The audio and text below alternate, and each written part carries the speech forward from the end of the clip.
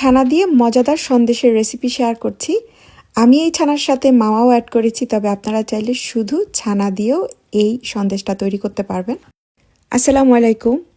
যেহেতু ছানার সন্দেশ, তাই প্রথমে আমাদের ছানাটা তৈরি করে নিতে হবে।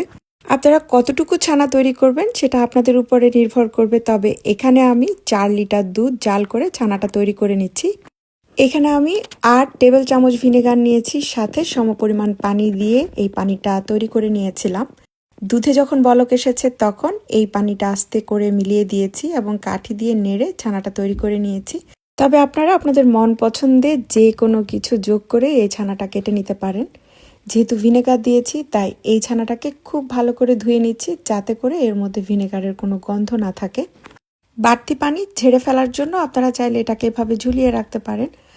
আমার হাতে সময় ছিল না, তো আমি হাত দিয়ে হালকা একটু চেপে এর বাড়তি পানিটা ফেলে দিয়েছি, আর উপরে ভারী একটা হামান দিয়ে এটাকে চেপে কিছুক্ষণের জন্য রেখে দিয়েছিলাম। এখানে আমার 4 কাপ ছানা হয়েছে, সাথে হাফ কাপ দিয়েছি খেজুরের গুড়, হাফ কাপ দিয়েছি চিনি, আর 1 কাপ পরিমাণ দিয়েছি মাওয়া। এই ক্লিপটা আমার ডিলিট হয়ে গেছে। যেটা করেছি, প্রথমে ছানার সাথে চিনি এবং গুড় মিলিয়ে কিছুক্ষণ জাল করেছি। একটু যখন শুকিয়ে এসেছে তখন এখানে আমি 1 কাপ মাওয়া যোগ করেছি।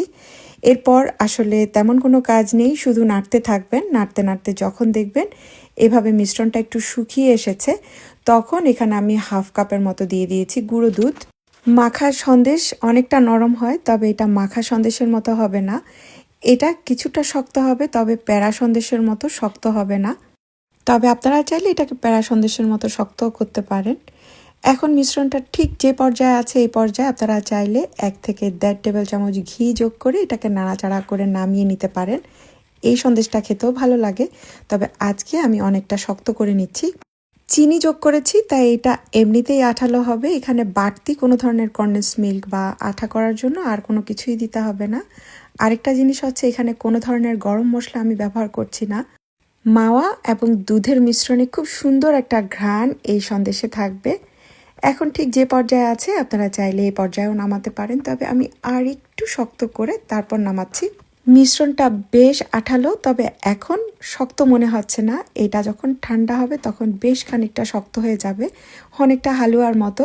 তো যাই হোক, ঠিক এই পর্যায়ে এই সন্দেশগুলোকে আমি নামিয়ে নিচ্ছি। ডিজাইন করতে না চাইলে আপনারা যে কোনো একটা ডিশে এভাবে হালুয়ার মতো করেও এই সন্দেশগুলোকে সেট করে নিতে পারেন।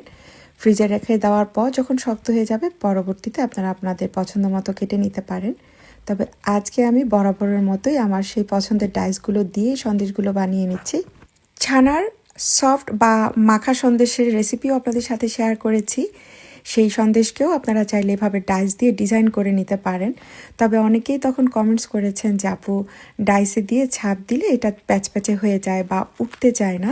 তো সেই ভিডিওর কিছুটা অংশ আমি এই ভিডিওতে যোগ করে দিচ্ছি, হয়তো বা আপনাদের মনে পড়বে।